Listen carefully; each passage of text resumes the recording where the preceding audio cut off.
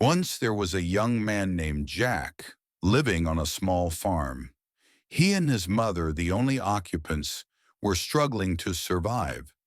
Their only source of income was milk from their beloved cow, Bess. One morning his mother woke him with tears and an urgent task. "Go to the market today and sell our cow, Bess," she pleaded. The house desperately needed repairs before the harsh winter arrived. The house must be fixed, or the coming cold would be fatal. Jack fetched Bess from the barn, preparing for the long walk to town. His mother shouted a final instruction before he passed the gate. "She's worth at least 5 gold coins. Don't sell her for less." Jack nodded solemnly, accepting the weight of his mission. Halfway to the bustling market, Jack encountered a peculiar figure. "Good morning, my boy," the friendly old man inquired politely.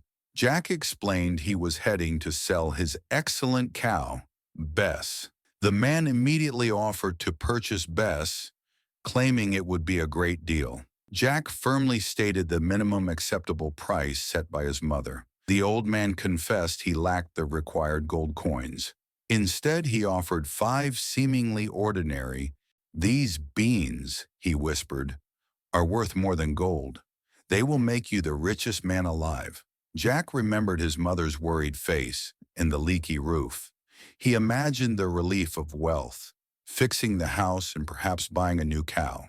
Convinced by the vision of riches, Jack shook the old man's hand. "Okay," Jack declared, "you've got our deal. Give me the beans." Jack, thrilled with his fortune, immediately turned around and ran for home.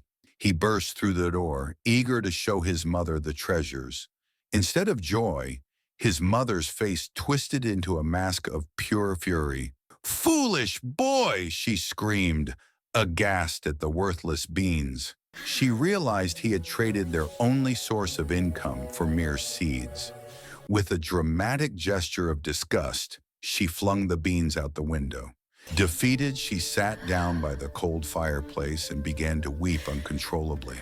Jack felt immediate, crushing devastation and profound self-reproach. He retreated to his room, blaming himself for their new, absolute poverty. The next morning, Jack cautiously opened his curtains, expecting only misery. He gasped. Where the beans landed, a gigantic green stalk rose toward the sky. The reality of the magic hit him. The old man had spoken the truth. His mother was still asleep after the previous night's ordeal. Jack decided immediately. He must climb the beanstalk to find the promised riches. He only needed 5 gold coins to solve all their problems. He slipped out the door and began his ascent into the high, misty clouds. Up, up, up he climbed, the ground shrinking far beneath him.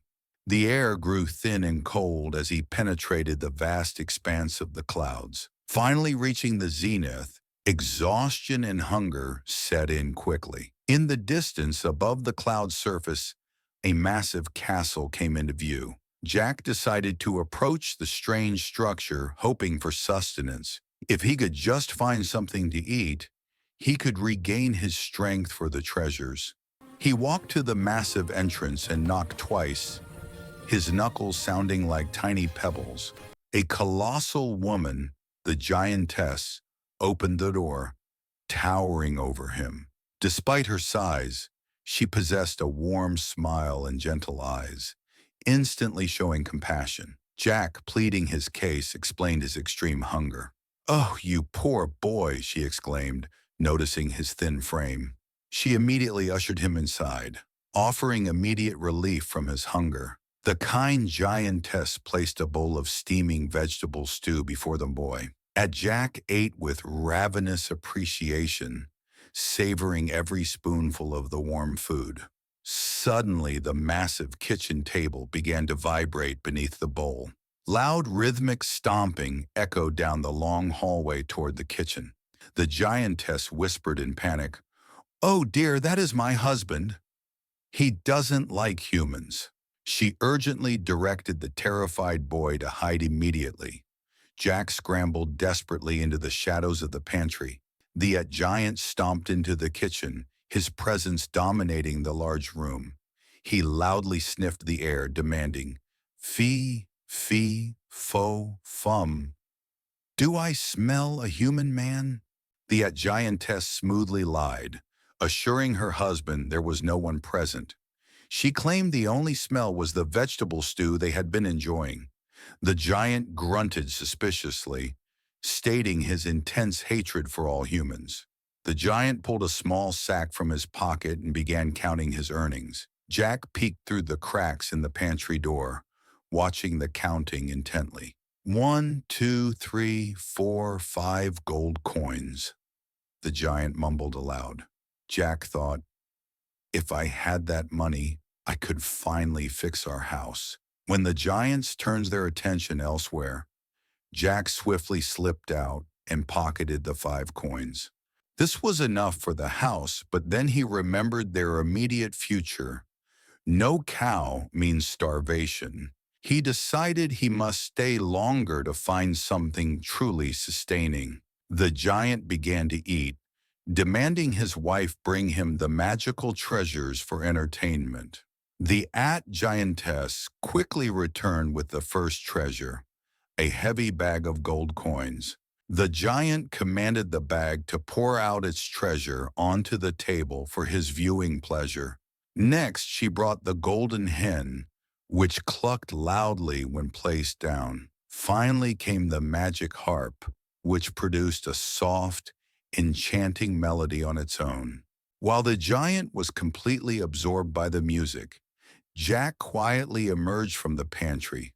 The giants finally finished their meal and moved away from the kitchen.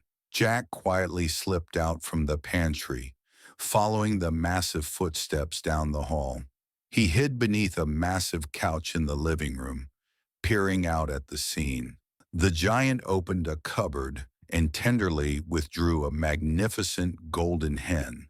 "Lay, please, my beautiful hen," the giant commanded with affection. With a metallic clink, a perfect golden egg dropped onto the floor. Watching from beneath the furniture, Jack whispered in awe, "A hen that lays golden eggs. With that, I could buy 50 cows." When the giant left the room, Jack launched himself from his hiding spot. He grabbed the golden hen and quickly stuffed it into his already heavy bag. He thought this was enough, security and wealth combined. But then he remembered the old man's promise of being the richest man in the world.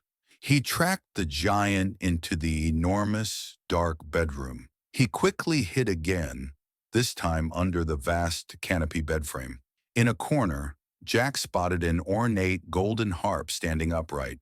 The giant commanded, "Play, please," and the harp strings began vibrating on their own. Jack thought, that magic harp would bring me riches and undying fame. When the giant finally succumbed to sleep, Jack crept out to claim his final prize. Jack seized the beautiful golden harp, tucking it carefully into his overloaded bag.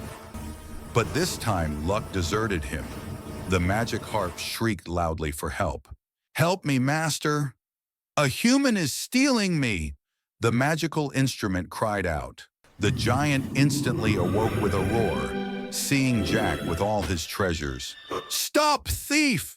the giant bellowed, leaping off the bed. Jack bolted out of the bedroom, the giant hot on his heels. He knew he had to reach the Beanstalk first, using his small size to his advantage. Through the kitchen, past the stew bowls and out the front door, he flew. He reached the enormous Beanstalk first, the only way back to safety. Jack began sliding down the massive vine. Gaining speed rapidly, the giant reached the top, looking down at the seemingly endless drop below. Fear of heights paralyzed the giant, making him hesitate his descent. His wife shouted a warning from the castle door above, reminding him humans were dangerous. Jack, meanwhile, landed safely back on his home farm ground with all his ill-gotten treasures. Jack saw the giant slowly begin his terrifying climb down the vine. He rushed into the farmhouse and grabbed the old axe. Returning to the stalk, Jack aimed for the base where it rooted in the earth. Whack! Whack! Whack! He swung the axe with furious, desperate energy. Suddenly, with a sharp crack, the massive beanstalk snapped completely. The giant tumbled down from the sky, falling far away toward the distant mountains. Thud! The massive weight hit the ground far beyond the Foggy Mountains. For a beat, silence reigned over the valley. Then a faint, despairing sound drifted on the wind from the distance. The giant yelled so hard his voice shook the clouds above, turning them dark gray. Somewhere high above, Jack heard the giantess begin to weep for her lost husband. Her tears fell as tiny drops, soaking the dry earth below. Thanks to the magical treasures, Jack and his mother finally lived a comfortable life. The golden hen soon made Jack a millionaire many times over. The magic harp's music brought him widespread fame and recognition. He married a rich and famous woman, and they raised a large family. Yet despite all his fortune, Jack was never truly happy or content. Every strong wind carried the faint sound of the giant, calling for his lost wife. When it rained, he felt the guilt of the giantess's falling tears soaking him. One day when Jack was very old, he decided he could no longer live with the sadness. He opened an old wooden box kept on the mantelpiece. He pulled out one last, shriveled magic bean, the final remnant of his adventure. If he could find the giant, he could grow a new beanstalk and offer forgiveness. He needed to apologize for being so greedy and finally ease his conscience. Old Jack walked out of his mansion and headed back towards the wild Foggy Mountains. Did Jack find the giant in the mountains? Did the last bean sprout? The story leaves the final outcome unresolved. But local legends offer a different kind of ending. People say if you listen closely during a thunderstorm, you can hear the rumbling sound of two giants dancing together, dancing happily in the clouds, perhaps reconciled at last.